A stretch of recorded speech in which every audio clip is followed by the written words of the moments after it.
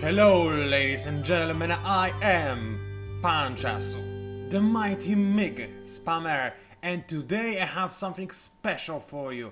A game that pretty much created my childhood, a game that deserves more videos on YouTube because it is just this amazing. I bring you... Dune, There we go, what she said. the building of a dynasty. Now, I'm going to lower this intro sound by quite a lot, because you can find this intro on YouTube if you want to watch it, so go ahead and do so. But I want to tell you a little bit about my personal feelings towards Dune 2. This is in fact the first game I ever played in my whole life. Even as a tiny toddler, I was watching my parents play Dune 2, right? And when I was only 2 years old, I started playing it for myself, which was quite an achievement for somebody who didn't even want to talk because he preferred screaming instead of talking. But, you know, I think it's a common trait among 2-year-olds. But anyway, what I was trying to get at is that, well, this is the first game I played. And obviously at the start I was kind of bad at it because I was only 2 years old. Although this game did taught me how to read numbers, which is quite significant, I would say. So I owe this game a lot, especially a lot of fun, because I played it for several years until I started, you know, actually being interested in other games as well. So Dune 2 is, in case you are unaware, a real-time strategy game, and it is considered by many, including me, the first RTS ever. Now, some people disagree because whatever, they have to disagree because they like disagreeing, but they claim that there were other games that had features of real-time strategy games, but I say that true innovation is just putting a bunch of old ideas together to create a new something, a big something that is incredible, and that's exactly what Westwood did with Dune 2. It combined a bunch of ideas into one big, beautiful pop of awesomeness called RTS, and everything we saw later in StarCraft games, Warcraft, Command & Conquer, a bunch of Command & Conquers, anything anywhere else was based off Dune 2. And that's about it. I'm about to hop into the gameplay itself and show you how awesome this game can get. And I just realized that I was supposed to do something to prepare a mission for you so that you do not have to watch the boring stuff, but sadly it would be very difficult for me to do so because recording a game indoors is difficult in and on itself, but when you also try to edit it, then that's where all hell breaks loose. I'd rather not edit it at all, because I'm actually, well, while I am recording this, what you see right now, I'm not really taking much space. I'm just gonna upload the raw file to YouTube and edit the beginning and the ending out, and that's about it, but that's also as much as I can do really. Anyway, what I'm going to do is show you what would happen if you were to start playing Dune for yourself. You would pick one of the 3 houses, the weak treaties that are only good for dying, although they do have a nice hawk. The insidious orders who, you know, they are kind of like, they think that money equals power. Money doesn't equal power. Power equals power. Harkonnen for the win. Yeah, that's pretty much who I play as. I am actually going to boost the in-game sounds by a significant amount so that you can actually hear something, which is usually a good thing. A cruel people, the Harkonnen are ruthless toward both friend and foe in their fanatical pursuit of power, I meant to say. So yeah, anyway, sounds about right. That's just like me. Normally I'll just click yes, then I would assume I also meant that. I mean, doesn't he look awesome? He does look awesome. Let's admit it. So yeah, let's assume like we'll listen to him or something, but I'm really just going to... Why is my mouse blinking? Oh well, I guess it happens sometimes. Really, I'm going to load an older save file. And this is mission 7 of the Harkonnen. Come on, what's... Okay, my mouse got attached to the minimap. So, real quick, before I start explaining what on earth I'm doing, I need to do a bunch of things because it's very important. So, give me a second, bear with me for a few moments, and I'll tell you what I'm doing immediately, as soon as possible. So anyway, it's, as I said, your classic real-time strategy. So it has a couple of features that you can expect from any real-time strategy game. So there is a structure from which we build buildings, which is called construction yard, amusingly enough. No, that's not really amusing, I was just joking with you. So that's where we make our structures and we place them. We always want to start with concrete slabs because a unique feature of this game, one of the many unique features, is that your structures decay. Arrakis, which is the planet with this game takes place on, is a very harsh planet. It has extreme weather conditions. As you can see, all of my structures can be repaired, and that's because they are constantly being damaged just by the fact that they exist. That they dare exist in this very super hostile world of the Dune. You please go harvest over there, thank you very much. And I need some more concrete slabs. If I were reluctant to place them, then I could still make a structure on, regular rock, but then it would take even more damage over time, which would be suboptimal as you might imagine. Alright, I'm making a lot of concrete slabs. I'm going to tell you later why I do this. For now, just believe that there is a good reason for this. And that 3D units are approaching. That's always good, isn't it? So anyway, they are going to approach from over here. This game, like in other real-time strategy games, is focused around combat. So you have to fight and whatnot, and also protect those things, those launchers, which are rocket tanks, because they are very susceptible to attack. They can be pretty much destroyed by almost everything in a couple of shots, and if you do not protect them from direct firepower, then they're dead. But from afar, they can rain death, literally.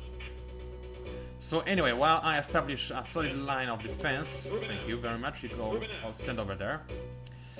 I talk about other things. So obviously this is where we create units, and something that is cool in this game that was not actually a part of... Actually, first of all, I'll start making a bunch of structures which I need, like the House of X. Please make one, thank you. So one of the features that were later removed from strategy games and only even later implemented back again is the fact that you can in fact make units or structures from multiple places at once. So there's one barracks which is called WOR, which I don't know what it means. I can make a unit from this and also from other WOR as well at the same time. This might look like nothing amazing for you, but back in the day this was pretty amazing, the ability to create multiple units from multiple sources, because all the later Content Conquer games failed to realize that this is actually an important strategy aspect to take care of. Yes, I know that this is deployed, thank you. Alright, this structure I just made allows me to make some more advanced stuff, but we're not gonna bother with that just yet. Now I need some more power, however. Thank you, make me some wind traps. Apparently wind power is awesome power, even on desert where you would think that, solar power is more efficient, but apparently not. Whatever. So this book I didn't stand a chance. Rockets are still effective against infantry, unlike in other games that are not really, I would say real life in this respect, that infantry can only be killed with machine guns or something. And here infantry can be killed by everything. I mean, if you get, I don't know, a cannon hit to the face, then you're gonna be dead anyway, no matter what.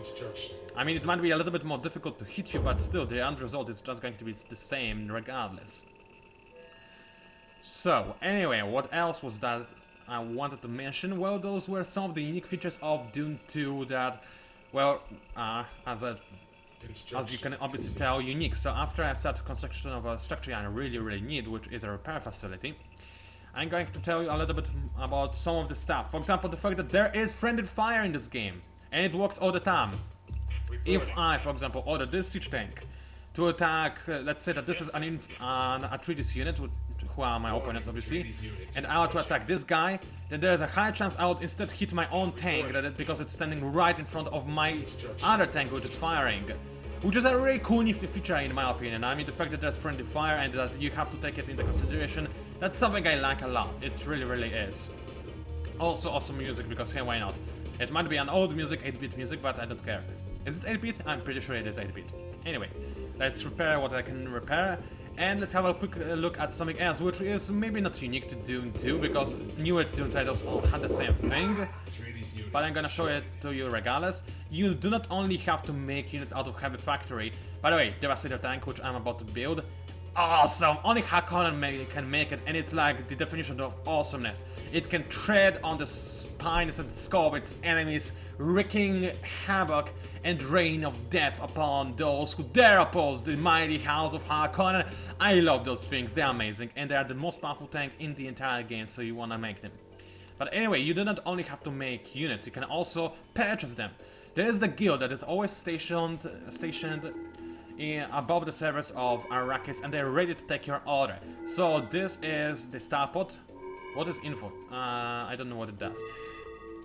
Anyway, that's kind of surprising considering that I know what everything about Dune apparently. Well, apparently not. So anyway, I'm getting off topic. So, what you can use this sector for is to get a bunch of units quickly, but also you can get them a very cheap price. For example, rocket launcher, as you can see, it costs 360 credits, but if I go to resume game and then do heavy factory, you can see that it would cost me 450 credits to make this thing. So I can buy it for much cheaper via the guild. However, if I were to make a heavy siege tank, it would cost me 600 credits, while those guys would charge 720. So you have to be careful what you buy and how much you buy of it. But sometimes it is really just awesome to purchase units using those guys. I'm also gonna order myself. Spice Harvester, I believe, costs 300 credits either way, but I might as well get one because I don't want to occupy my heavy factory. And let's get a combat tank. Or 2, or 3, or 4, or 5, or 6. Wow, I spent all of my money on this, but it's gonna be worth it. Let's send this order, thank you very much. And in 9 minutes I'm going to take it. And I have some extra units, which is going to be invaluable, as you might suspect. But in the meantime, why don't we show you some combat? Now, it's going to be fairly difficult, because in Dune 2, you not only have to... construction. I didn't want to make it. Oh, they mean construction as in Devastator. Oh, right. So anyway, what I was trying to say is that in Dune 2, you cannot select multiple units at once. You can only select one at once. It was something that was quickly changed in later titles of pretty much any real-time strategy game. But in here, you have to select everything one by one, and you have to micro a lot. So if you don't use hero hotkeys, you're gonna be in a lot of problems. So anyway, what I'm going to do is move my tanks a little bit forward, move my infantry even more forward, because the enemy does have some rocket missiles in front of the base, which I'm going to take a severe beating and also deal a huge amount of damage to my units. So I need to protect my tanks and move my infantry first. And then, at the back of my army, obviously I'm gonna place some missile launchers, because those guys are very strong at long range. Alright, so you do set. Focus on the enemy tank. Oh, actually, no. Focus on the Sonic tank. This is a key unit for the Atreides, and it can annihilate everything, but it has a paper armor, so it's not really a big problem. Anyway, the enemy does have missile turrets, which are extraordinarily effective at doing pretty much everything they want to. But I have a Devastator. A single Devastator is more than enough to take out multiple of those turrets. And that's not something that anything could say about itself. That said, I'm not doing the best job at surviving thus far, am I? I did take out a single enemy structure, which is nice. I do have one lazy guy who didn't bother to do anything useful. And my Devastator is taking severe damage, which is not something I'm too happy about. And I in fact lost the Devastator, I believe, which is very, very bad. And hey, why aren't you harvesting? Because I didn't tell you that. That's annoying. Oh well, you go over there, harvest some spice. While you people start moving to the Atreides base. What are you doing over here? I want you at the front line. So anyway, as I can see, this is pretty much your standard RTS, which is indeed standard because it's supposed to be standard. It's what set the standard for every RTS ever. But still, you pretty much know what to expect from this. Everything like gathering resources, destroying the enemy base and making your own army is here. You should attack really the other thing, because it's not much use to attack something else. Destroy the enemy heavy vehicle facility, because it's fairly threatening. You stop firing other harvester, which is right next to you, because you're not gonna succeed in doing so. Now, as you can see, I am busy harvesting spice. This is what gives me credits. It's like an interstellar drug, which allows you to travel interstellarly, which is really a good thing. And it costs a lot. That's why we are all trying to gather it, because it's very important. And also I moved this tank, which is going to mean that I need to put somewhere over here, so that my... Actually, I'm gonna place another rocket turret, because the enemy is using a lot of ornithopters, and they are very annoying because they can do a lot of damage, but they have like a paper armor.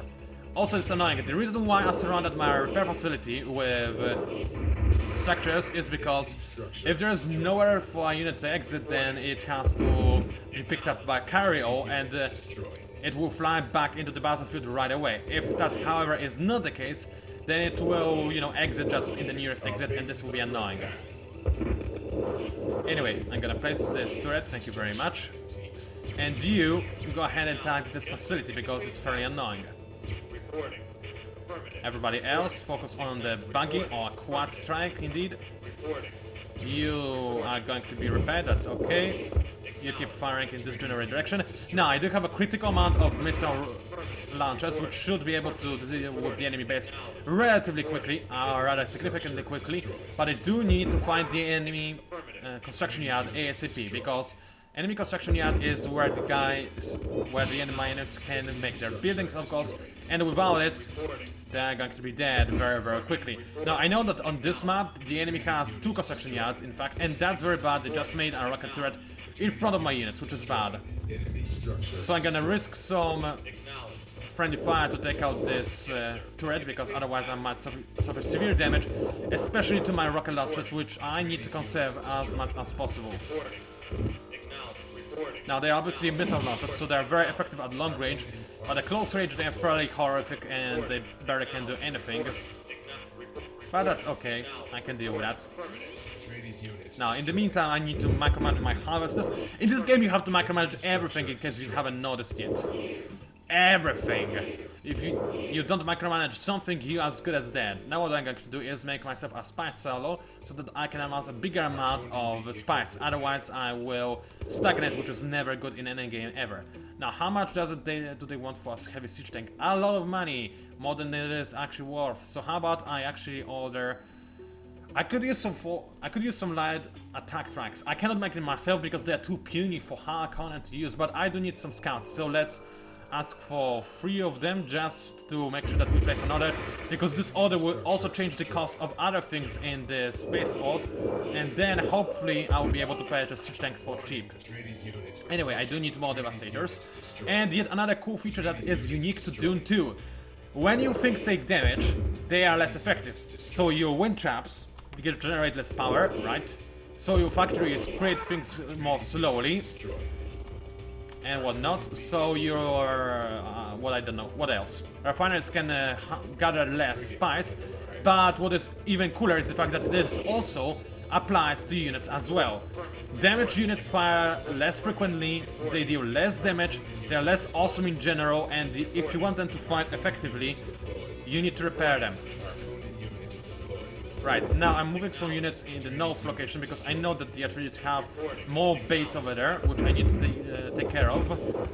Never ever send your missile launchers first anywhere because they will suffer greatly from this. And yeah, there is a wind trap, which is going to fall relatively quickly. As you can see, those missile launchers are extremely effective at destroying enemy structures, which is what they are meant to do. Now, I still wasn't able to show you a sandworm, which is like a big thing of Dune. They are here to wreak havoc, and they're very dangerous, but I'll talk about them when I see one. And I know that there's one somewhere on this map, and I just simply wasn't able to discover one yet. Which might be for the best, because they are very, very dangerous. You actually destroy this thing. Wall sign. Oh, no! Not over here! Stand away! Go away! That's my tank! No! Okay. That's what sandworms do. They move around the map, the sand more specifically, and they just eat your units. Which is, as you might imagine, fairly annoying. They disappear after they eat 3 units or after you took out half of their HP. Which is incredibly difficult in case you weren't aware. I mean it. Killing a sandworm is quite literally impossible because they disappear after you somehow manage to do half of damage to them. And if you really want to kill one, then there are stories about such events that are more likely to happen. Because I've heard that it is actually possible to kill a sandworm, but first of all, you need to deal a significant amount of damage to them via the use of a billion units, and then, only then, you have to actually nuke it. And only Harkonnen can actually nuke anything because only they have nukes. They are not really nukes per se, but that's as close, because they are death hands, that's not exactly nukes, but they are as close as you can get to a nuke. Right. I still do not cannot buy those siege tanks for cheap, so I'm continue purchasing other units in hope that they will lower, that the siege tanks will lower in price. And in the meantime, I'll continue to move my units towards the front line. And actually, oh, there's a missile turret that is attacking my rocket launchers. That's pretty bad. Anyway, I could make another heavy factory to pump out devastators and missile tanks at the same time, but I don't really want to do so because, as I said, resources over here are limited. And no, don't you dare. Okay, he's not going after me. He's going to try and eat something else. Don't really know what. Anyway, my tracks uncovered a significant chunk of terrain, which is very good. You go after this launcher because it is very vulnerable to firepower and we can take it out relatively easily. I do need more infantry. Actually, I should be pressing B instead of clicking on my structures because that's a new thing to do. I would love to gather the spice, but this guy is relentless. And no, not the Devastator! Eat the quad, eat the quad. Yes, I'm actually sacrificing quad to be eaten by a sandworm because it is after my Devastator. I know it is. Alright, it ate it and it still needs one unit to eat. Alright. And oh no, I hate sonic tanks. They're like dragons of sci-fi genre because they destroy everything in a single shot. They just fire their sonic modules, whatever, and everything is pretty much destroyed. Anyway, I think the sandworm is gone. I can now move safely my Devastator to the front line, which is what I was trying to do. And now I think that the sandworm is still somewhere over there, which is annoying enough. I hope it doesn't eat my Devastator. I hope it eats this quad instead. But I know my luck. Alright, it ate something, and judging by the Atreides unit destroyed sound, I guess it ate an Atreides tank, which is very, very good. Now, you just say, go ahead and gather spice from over here, maybe. Now, there's another spice source over here, which I can blow up to get more spice, but at the moment, that's not really a possibility. Can I please get my siege tank for cheap? Yes, I can, yes, please, give me all you got. 4, that's not a lot, but that's gonna be good enough for me. Let's start making more infantry because they are good meat shields, and infantry is very weak against sonic tanks like this one. But for against everything else, it is relatively decent. That's because we Harkonnen know that real infantry is supposed to be carrying around missile launchers, not those petty little, I don't know, machine guns that the Atreides are using. Also, I want more Devastators because they are devastating. Hehehe. See what I did there? Anyway, I think I'm gonna pause the action a little bit and show you my Mentat. Mentat, if you ever read the Dune books... Oh! First of all, destroy this thing because it has range over my units, which is bad. And actually, I'm also going to move my other units in the vicinity of this missile turret so that I can destroy more of the enemy base in the future.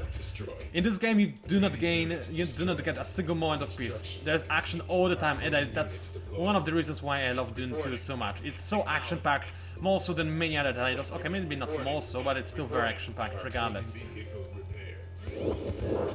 Anyway, there's my Mentat. Mentat, if you read the Dune series, is like an advisor, except he is awesome, and he's gonna give you some info about the current advice and whatnot. He's gonna give you orders. Advice was obviously use Devastators, you dummy. He's gonna tell you about the houses, so maybe I should show you that because you probably don't know what those things are, assuming you have not read, you know, classic books. I'm not saying that Dunes are awesome.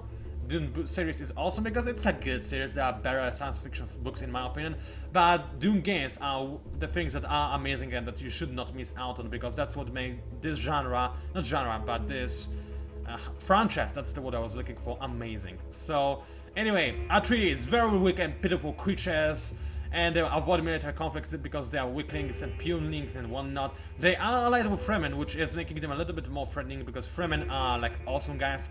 But others, yeah, the card of the greedy families has been thrown together by the lustful power, but it's they care about money power, not power. So they are pretty bad and weak, and we don't care about them because we can kill them easily. And obviously, we Harkonnen have come from the greedy prime, and we want now to possess Dune, and we're gonna be awesome. Also, I might as well show you some cool stuff. For example, the fact that Devastators are awesome. In case you were unaware of this. The Devastator is another of the unique and powerful weapons of our awesome general. I mean, arsenal, not general. Its armor and weapons are unequal. The Devastator need not to fear other lesser tanks on the battlefield, then that's pretty much the case. It is the most powerful thing you can have, except for, you know, obviously those guys, because they can eat even Devastators. And you can only just destroy them with nuclear weaponry, so yeah. And the Sonic tanks, they are the things that I'm most afraid of. The Atreides believe that they have found a humane way of eliminating their enemies. How weak of them. Their Sonic tank fires shockwaves instead of rockets. Yeah, it's kinda annoying. In case you have not noticed, because they in fact have longer range than my missile launchers, which is a problem more often than not. Anyway, I'm gonna continue moving my units forward. Now, there are more missile turrets everywhere, I believe, but I should be able to take care of them with relative ease. Please focus on the enemy tank, because otherwise I might have a little bit of trouble. And also destroy the enemy weapon, energy supplies, because energy equals power. Money may not equal power, but energy certainly does. And where are you going? Go to the front lines like a soldier you are. Do not be a coward.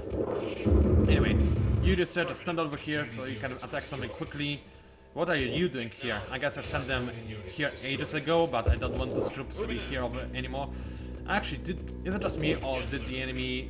Yeah, they did create those barracks. Now, you can actually capture structures in this game with your infantry. That's again something that was not really implemented in other games all that well, or actually at all. I mean, F-Series did that, but in other games that's not the case. Basically what you can do in this game is just you send your infantry into a heavily damaged structure and then you gain control of it. That's how you can get powerful units even... Oh, let's self-destruct. You move away. I think I was too late. Oh well. So anyway, that's in this game how you can gain access to powerful weaponry of your opponents if you happen to not play as Harkonnen for whatever reason. Which would be a pretty dumb thing to do. I mean, look at the forces that I have. Clearly superior to any other. Clearly. Anyway, excuse me while I try to micro all my units to their rightful destinations. You just destroy this spice blob or whatever it's called. You go in this general direction to harvest more spies, because I need the money. And let's make more units. I do not need any quad banks, because quads are for weaklings. What is not for weaklings though are Devastators, so let's make more of them. Also, you just say, can I order more units? Well, I can order those things for 300, but that's a pretty bad cost, so let's resume game. Not purchase any more of those guys. How are my structures doing? They're fairly good. They do not need any extra repairing, which is nice. Now I'm slowly but surely whittling down the enemy's defenses, attacking them at multiple angles at once, but they also took care of my strike force, so I do need to replenish my tanks. But they are already making their way through, except for this guy who apparently forgot that it's an important thing to get to the enemy base. Now, AI in this game is a little bit wonky sometimes, because sometimes it is really smart. I mean, the enemy harvesters... The enemy knows that it can use its harvesters to actually run over my infantry, and it will use those harvesters in such a way more often than not. However, sometimes it is just dumb. I mean, it will not flank my units because I don't know why. It just will not. But other than that, AI is actually very decent in this game. No, people apparently discovered that in the source code AI is programmed really well. It's just the campaign script that is whittling it down a little bit. Also, this siege tank is dealing a little bit too much damage to my Devastator, which I don't like, because keep in mind, the more damage I sustain, the worse I am when firing at the enemy. Also, you just make sure that you actually are able to take out the opponents a little bit more efficiently. Now this is, I'm pretty sure, the last base of the Atreides. I say I'm pretty sure because I already made this cast once before.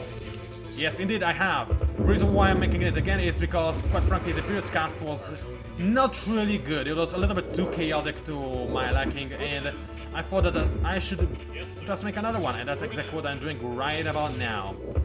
So, I would like to have more Devastators, please. What I also need is more rocket launchers. Now, this is costing me a little bit more than I would pay for it, but I want more of them, as simple as that. One tank and one missile launcher is not exactly ideal, but I might as well buy nothing else. Let's just send this order. Anyway, you just keep attacking the tanks. No, not the harvesters, you dummies. Move forward. Oh, there's actually... I didn't notice that I discovered the enemy construction yard. I do need to take it out ASAP. Because construction yards, yeah, they make structures. Any one then gone.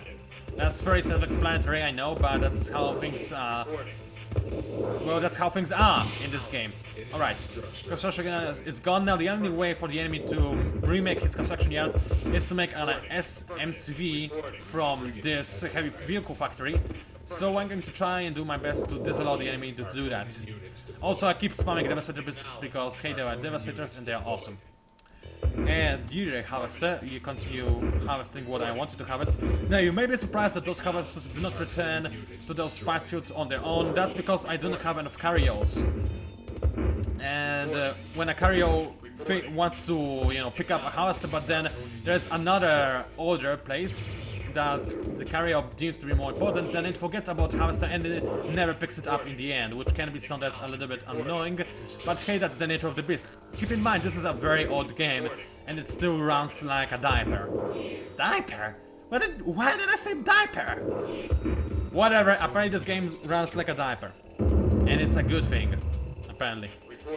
Anyway, the enemy heavy vehicle factory is still standing strong, which is more than annoying, but I hope to be able to do something about this with my extra units. And I'm really not doing the best job, am I? I mean, I'm just sacrificing my units one after another. They all die in petty engagements against creatures, or rather units that should be destroyed in no time, but are instead a problem. And you just saw, wow, the enemy actually thinks they can destroy my troopers with their infantry. Are they for real? Well, actually they are doing a decent job, surprisingly enough. But anyway, I'm pretty sure that I'll be able to do reasonably well on my own. Now let's make some more Devastators. Oh, actually no, let's make one more rocket launcher and only then make some more Devastators. Can I please have some more tanks? One is not good, but let's send the order for it anyway. Now, is there anything else that I can make structure-wise? No, I could make another heavy vehicle factory, but as I said, resources on this map are very much so limited. As you can see, I'm already stuck on 2 credits, and that's bad. That's very bad. Anyway, you just take care of this missile launcher as soon as possible. You help those guys actually move just a little bit forward and take care of the other missile launcher. I should focus fire more, I know, but I'm not doing so right now because I'm a dummy! Yay, for dummies! Also, you just die because you're taking up my command cap.